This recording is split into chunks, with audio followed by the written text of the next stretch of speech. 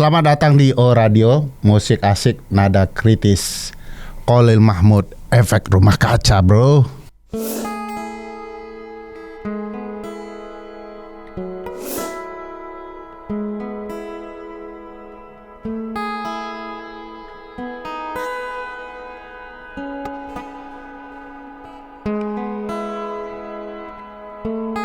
Sebelah mataku yang mampu melihat, bercak adalah sebuah warna-warna mempesona, membaur suara, di bawahnya kegetiran begitu asing terdengar.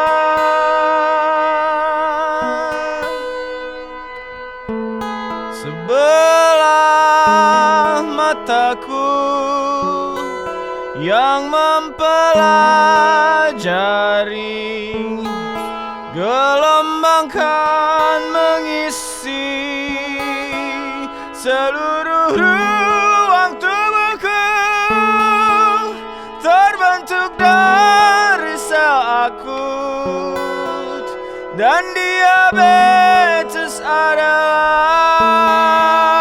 sebuah proses yang alami.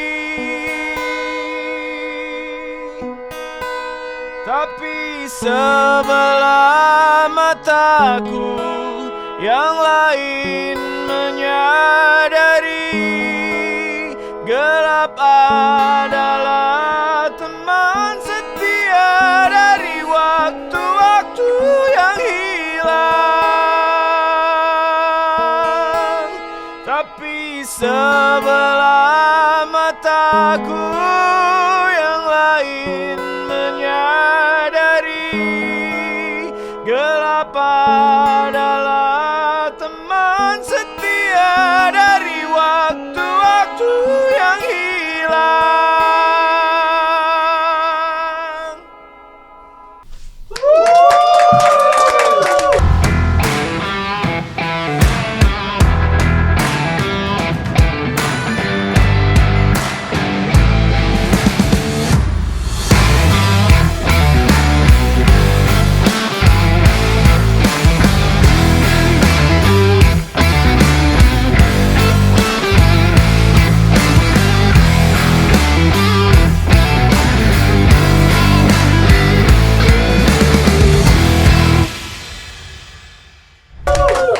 Abang-abangan aktivis kita semua.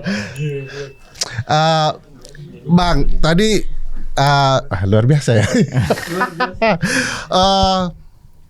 Cerita lagu ini semua orang udah tahu kalau ngikutin RK, bukan soal novel Baswedan atau yang lain. Ya.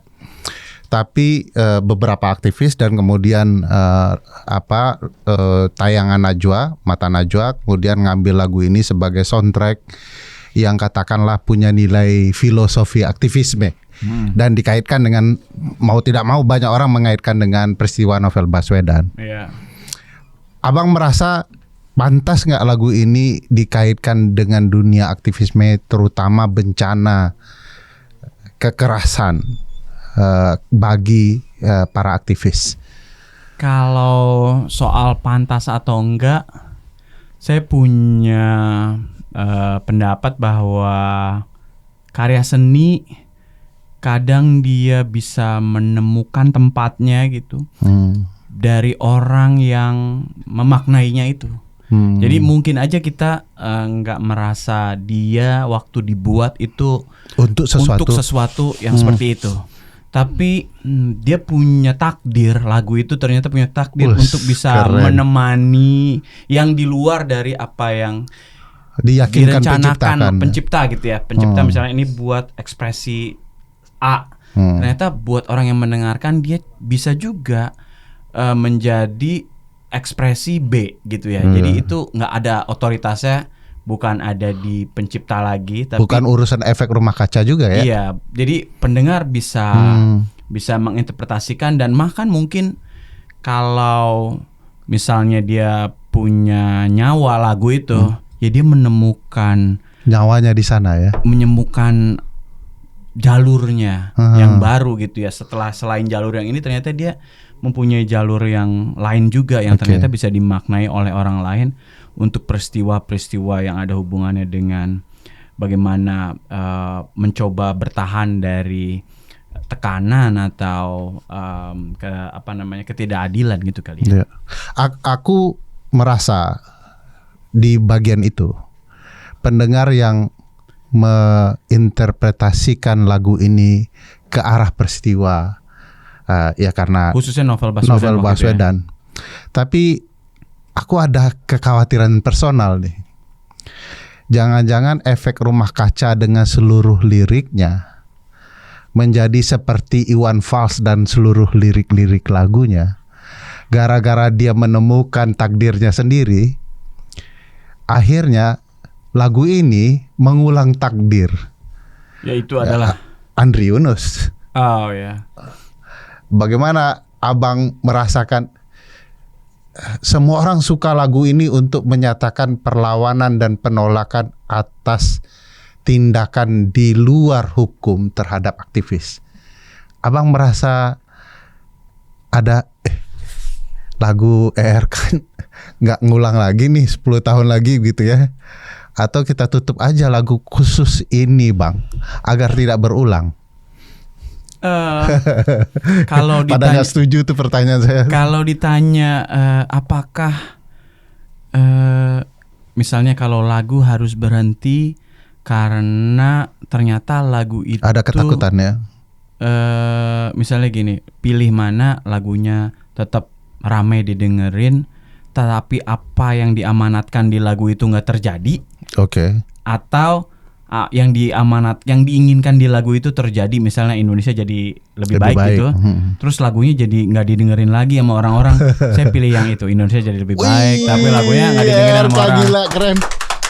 Lebih baik nggak apa-apa lagunya nggak usah didengerin gitu ya. Nggak perlu juga ada misalnya kita nyabut lagunya sih nggak usah. Tapi kan kayak ini Indonesia udah nggak gini nih bro, ini udah zaman dulu nih. Kita udah maju, udah punya kesadaran, warga udah punya kesadaran politik yang baik, terus ruang sipil juga makin berkembang. Dan lain-lain. Itu ya yang kita harapkan dan itu belum kejadian gitu. Jadi ya sebagai salah satu cabang seni yang mungkin bisa mengantarkan rasa untuk punya kesadaran politik juga, ya kalau ruang itu belum ada, kesadarannya belum ada, ya dibangun bersama-sama. Kami bisanya melalui musik ya dari situ. Tapi kalau harus milih, nggak usah juga nggak apa-apa sih, nggak usah jadi populer tapi kesadarannya yang tumbuh gitu ya. Iya. Wah keren. Ada satu lagu yang tentu semua orang tahu juga. Ini lagu politis betul sih sebenarnya. Di udara gitu ya. Yeah.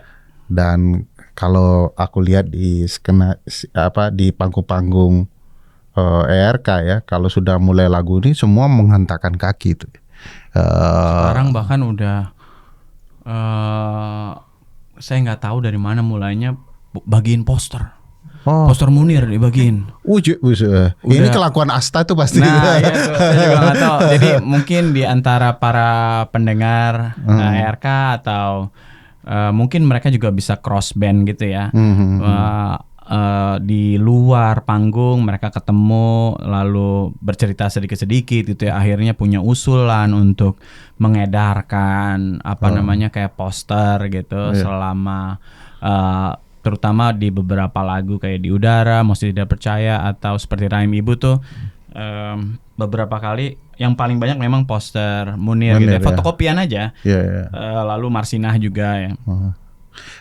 Ya itu kan sebenarnya memang tujuan ke sana lagu itu. Dan kalau kemudian disebarkan luas ya itu bagian dari lagu itu juga.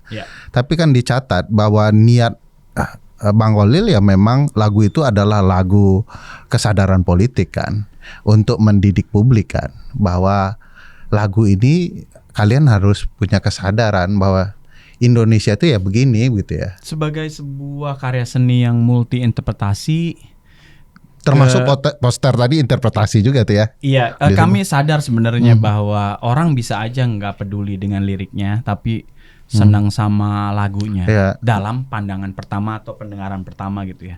Sehingga ada yang tetap musik itu hanya sebagai hiburan, mau sebagaimanapun isi liriknya gitu ya. Bisa jadi mereka tetap nggak merasa relate dengan liriknya, tapi mereka udah senang sama nadanya. Itu kan secara alamiah bisa terjadi begitu karena emang karakter musik yang dia multi interpretasi, karakter seni ya, nggak langsung menjuruskan sesuatu gitu. Tetapi kalau orang itu sebagai sebuah strategi agar mungkin kalau saya merasa Munir ya layak disebarluaskan melalui budaya pop gitu, sehingga kami buat lagu di udara, kami banyak mendapatkan inspirasi dari cerita-cerita Munir, apa yang dia perjuangkan, lalu kami coba menangkap semangatnya Munir dan mencoba menjadi dirinya Munir gitu ya dalam lagu itu, kira-kira dengan berharap semangat Munir bisa tersebar luas ke publik-publik muda yang mendengarkan gitu. Nah dari situ mungkin aja ada orang yang nggak mendengarkan pada saat pertama, tapi banyak juga perlahan-lahan mereka menanyakan tentang apa isi lagu di udara, karena ini bukan nggak langsung lagunya kayak ode untuk Munir gitu, itu kan orang langsung paham langsung jelas ya kalau ini kayak di udara apa ya gitu ya. Oh ternyata lagunya tentang peristiwa Munir diracun di udara gitu ya. Jadi dari situ mulai siapa Munir kayak gitu-gitu. Itu ada pelan-pelan ya. Saya pikir itu sampai sekarang masih bisa cukup efektif sebagai pintu masuk untuk memperkenalkan Munir sih. Liriknya kan bagus sekali ya. Dari mana inspirasinya, Bang? Inspirasi ya maksudku kekesalan dengan peristiwa yang timbul, ada orang dibunuh, aktivis dan segala macam, peristiwa berbagai hal yang ditulis di lagu itu, lalu timbul inspirasi, kesal tapi liriknya jadi bagus, tuh agak kontradiktif bagiku ya. Orang kesal biasanya kacau nulisnya. Efek rumah kaca, kenapa dengan kekesalan bisa melahirkan lirik yang bagus dan enak gitu ya, nggak juga murahan kan, sangat berkelas gitu ya. Kenapa ada kontradiksi itu? Apa Bang Kholil suka gitu ya kalau sudah kesal jadi bagus tulisnya, liriknya? Lebih ke estetika tuh kan sesuatu hal yang indah gitu ya. Indahnya itu apanya ya? Substansinya yang mana ada yang indah dari pembunuhan Munir. Tapi bagaimana kita mencoba mendeliver kemarahan itu harus dengan cara yang indah.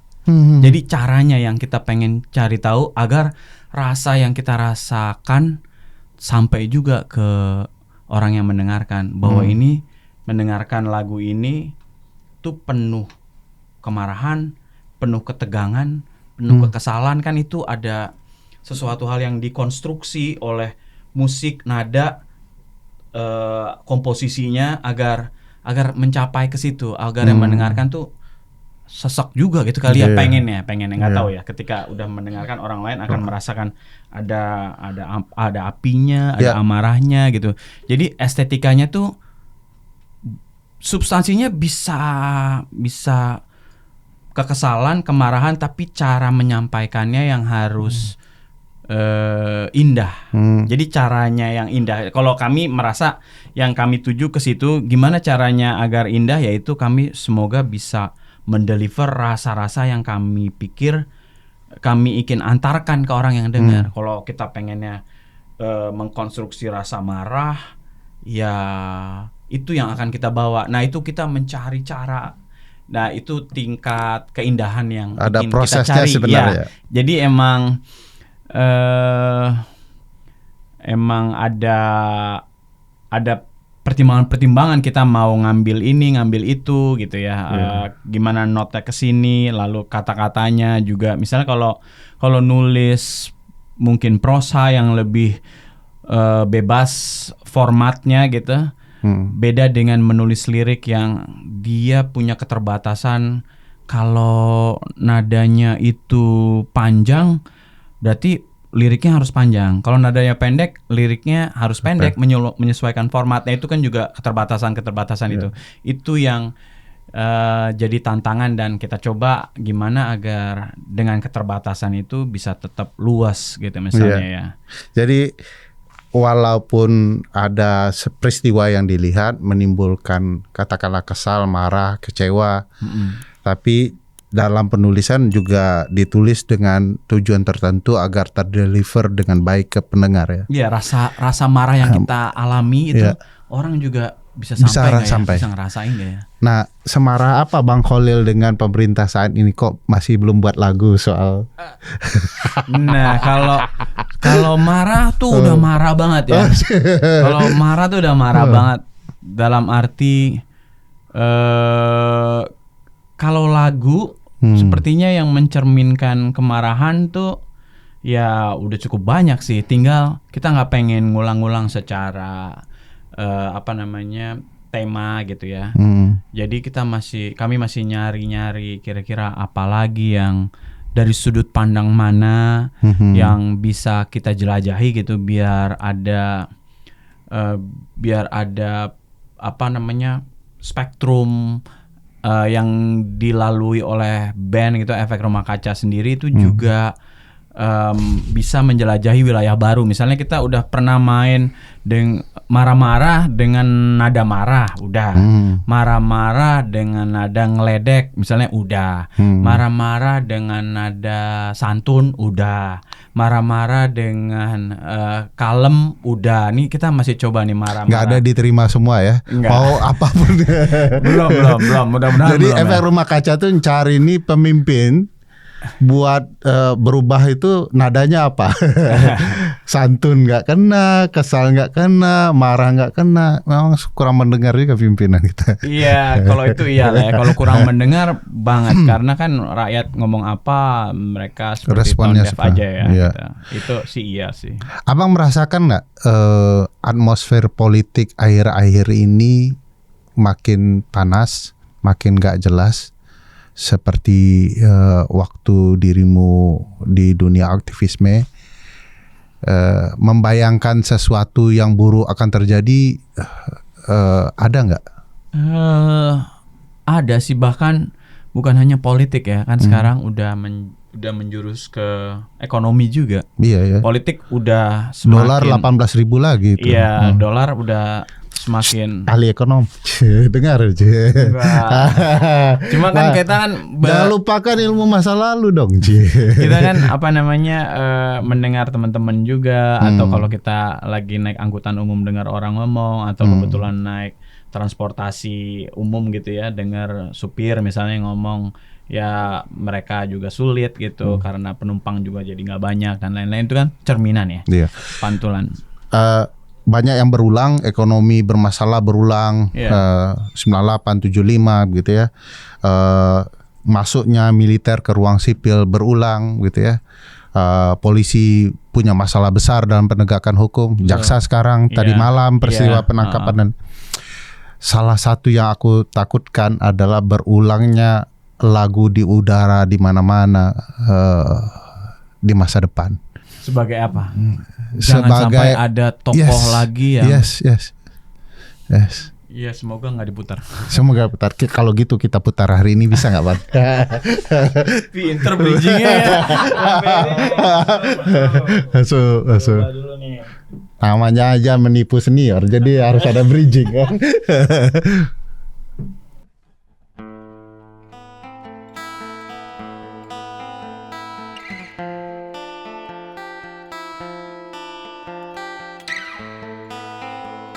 Aku sering diancam,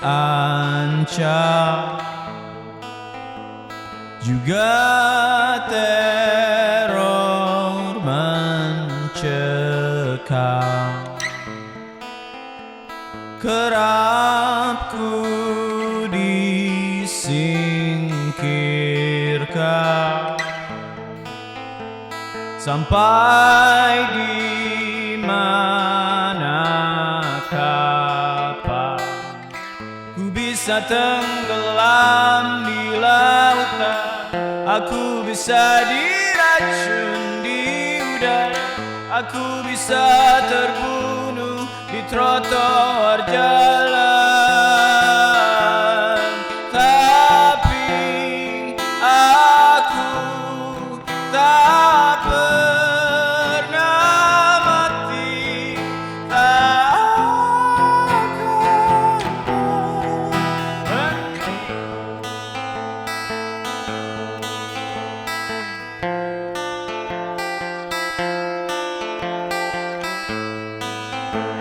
Aku sering diancam, juga teror mencekam.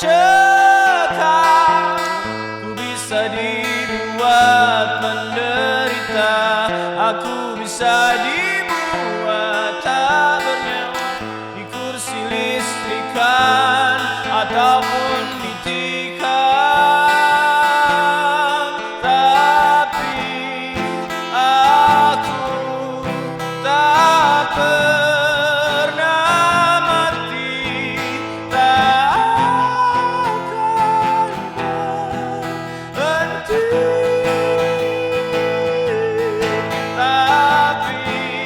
tapi aku tak pernah mati, tak akan berhenti, tapi aku tak pernah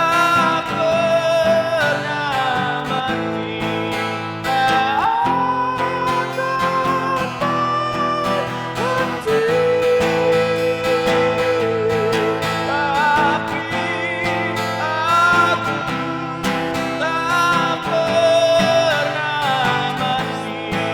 tak akan berhenti.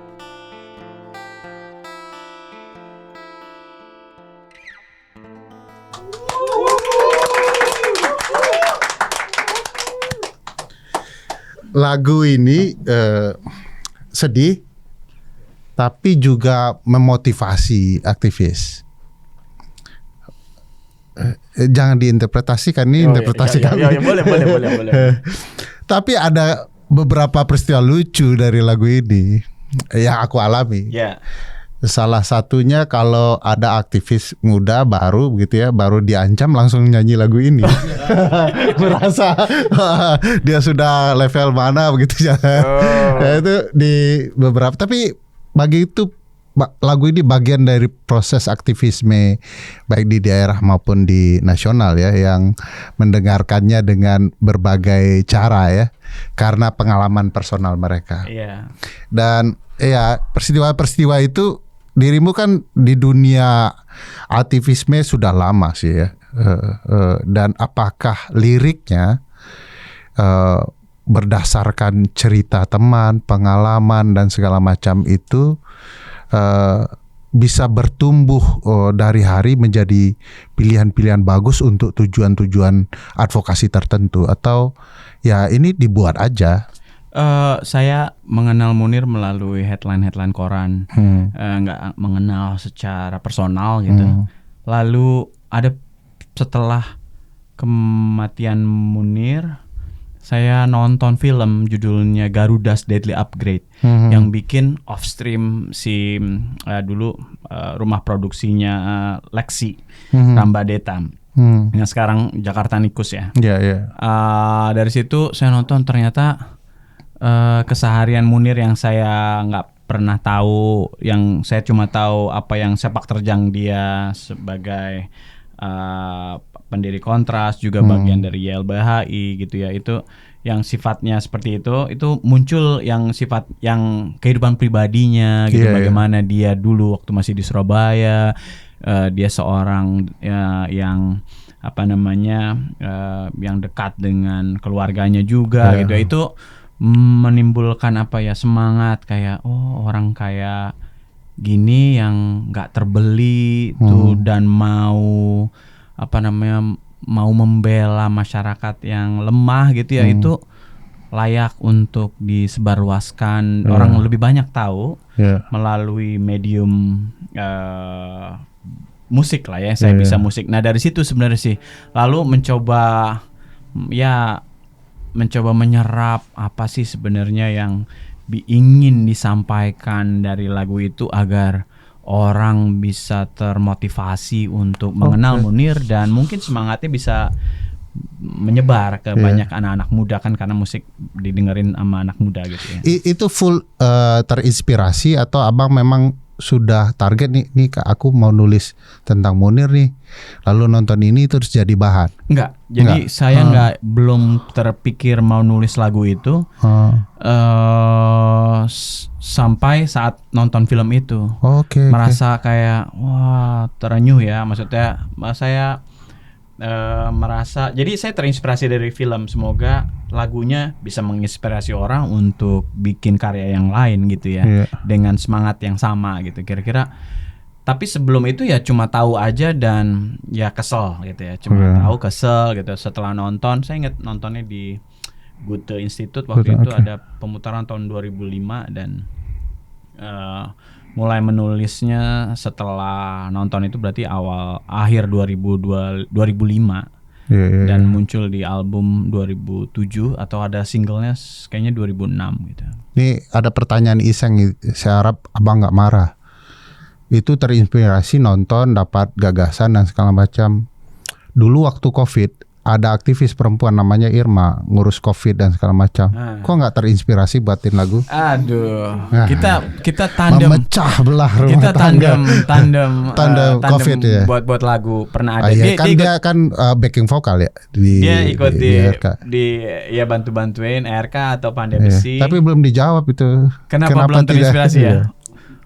Ada nggak ya? Ada beberapa lagu soal pengalaman pribadi gitu. Irma jadi istri gitu ya. Ada beberapa lagu yang merupakan pengalaman pribadi, misalnya kayak ada di album kedua, Kau dan Aku Menuju Ruang Hampa. Lalu tapi perjuangannya di COVID kan keren betul bang.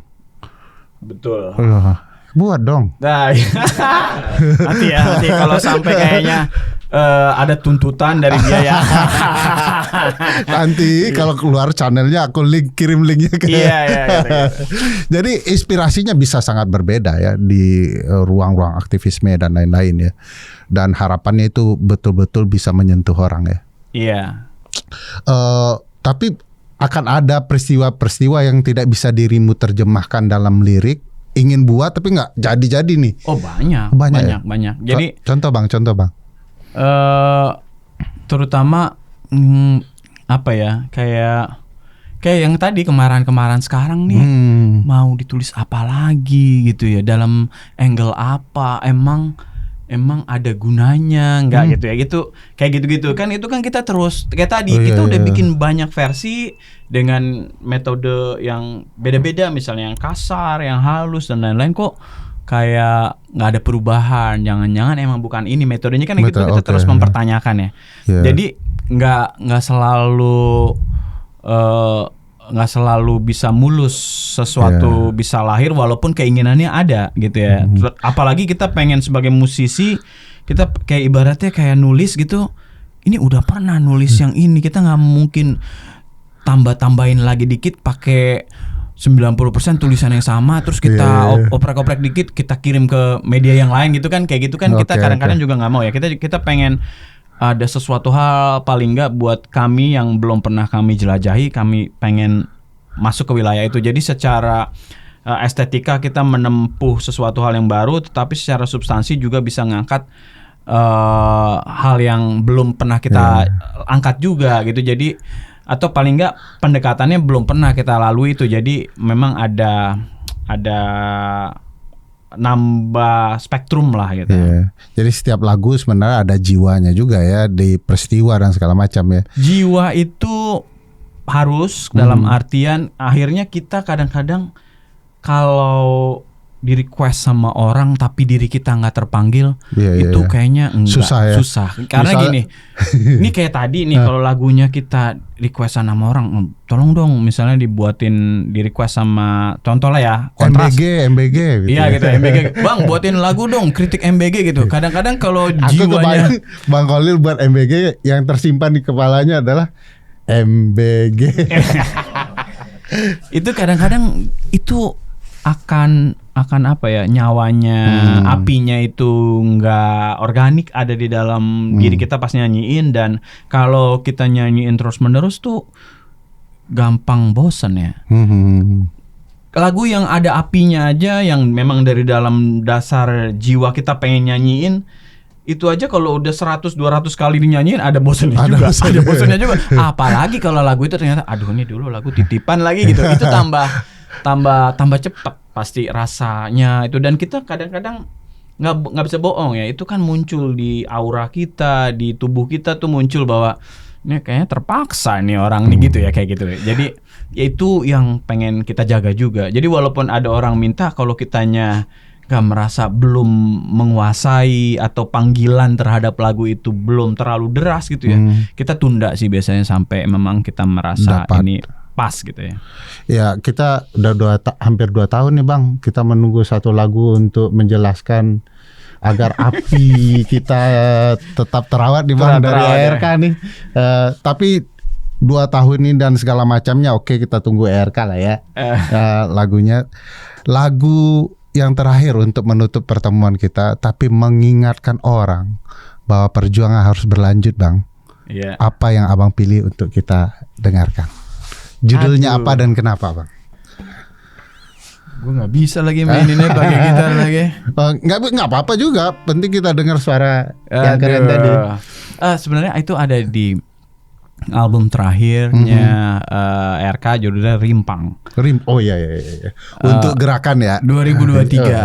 Asik. Iya, waktu itu ribut-ribut soal gerakan kita Rimpang itu belum ada sebenarnya, tapi emang Aku terpikir bahwa ini ketika semua teman-teman bicara gerakan harus model rimpang, itu yang kemudian dipakai sebagai inspirasi. Ternyata bahkan belum didiskusikan udah cerita itu. Iya, mungkin terinspirasi dari hal yang sama. Ya, saya baca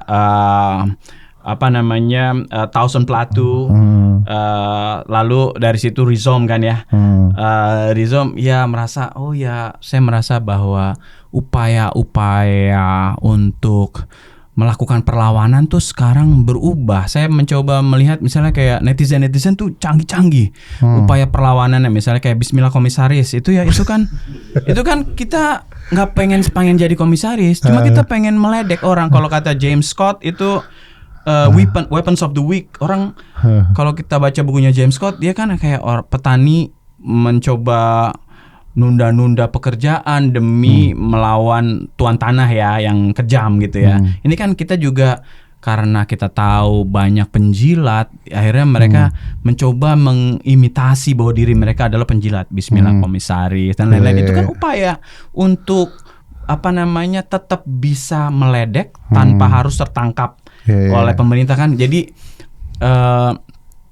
dari situ saya melihat bahwa ini sebenarnya tuh upaya perlawanan tetap ada, dan saya pikir itu adalah bukan hanya dari musik tetapi dari masyarakat. Lalu komika juga ada momennya dia menjadi corong publik untuk bisa ngeledekin pemerintah ya. Apakah cukup ngeledek doang? Saya pikir enggak, tapi itu awalan dari kayak ini kayak rimpang ya gitu. Akhirnya dia tumbuh di mana-mana sendirian, enggak hanya dalam satu dimensi aja gitu ya. Jadi kayaknya ini apakah bisa ya Deleuze and Guattari ini dalam teori kita coba terapkan gitu ya. Akhirnya ya kita namakan Rimpang sebagai lagu gitu. Dia bawa kemarahan tuh ada di mana-mana dan mungkin harapannya bisa meledak gitu ya. Walaupun hilal belum kelihatan gitu, tapi paling enggak tuh harapan harus tetap kita punya sih gitu ya. Asik. Rimpang. Khalil judulnya, tunggu dulu. Judulnya dari album Rimpang itu sebenarnya ini judulnya Ada dua nih, rimpang bisa juga sih sebenarnya. Rimpang tapi ada juga bersemis kebun. Bersemis kebun itu bagaimana Kelihatan orang baca ya. Diksinya bersemis kebun tuh bagaimana kita tuh udah biasalah kalah gitu kayak udah biasalah kalah tapi yang penting gimana bisa cari cara untuk bangun lagi gitu kali ya. Oh, ini ada pesan penyemangat ya. Itu ada Boleh kalah tapi bangkit lagi. Iya, lalu kami duet sama Mark Vanguard dari kelompok Blue Homicide. Ucok, Dia ada ya Ucok, dia ikut nulis puisi di situ gitu ya. Itu juga ada di album itu. Jadi kira-kira yang lebih cocok bersemis kebun atau rimpang? Rimpang deh. Rimpang ya? Iya. Coba rimpang gimana ya? Mau saya nyanyikan. Bubar penonton nanti.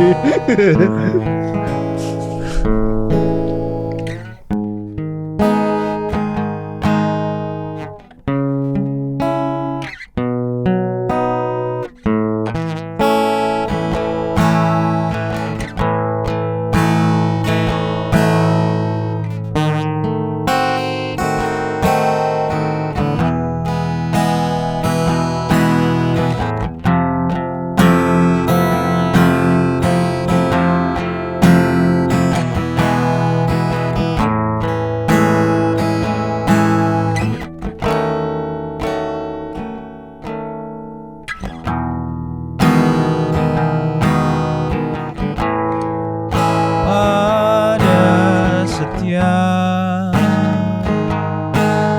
kecewa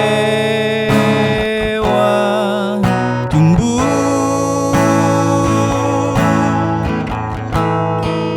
menjadi batang kan menjalan dengan ketabahan sembunyi di dalam clandestine.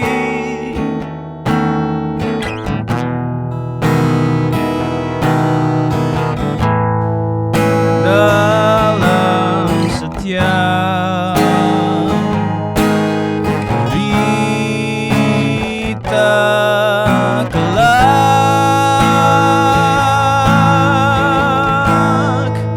menjelma rimpang kan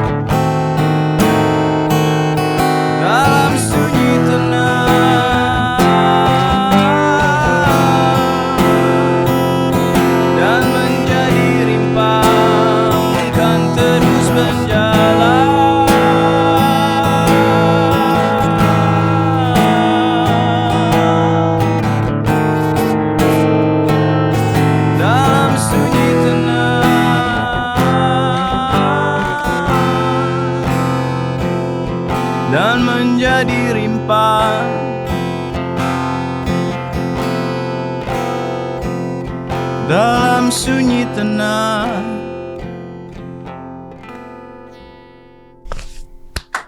Bang Holil, efek rumah kaca, makasih Bang. Terima kasih udah Ferry.